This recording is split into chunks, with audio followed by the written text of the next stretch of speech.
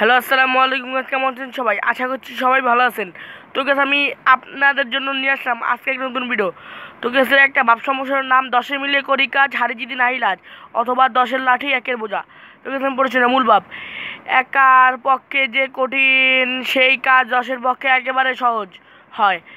সম্প্রসারিত ভাব, সবাই একসাথে মিলেমিশে কাজ করে গেলে যে কোনো জটিল কাজ সহজে সম্পন্ন হয়।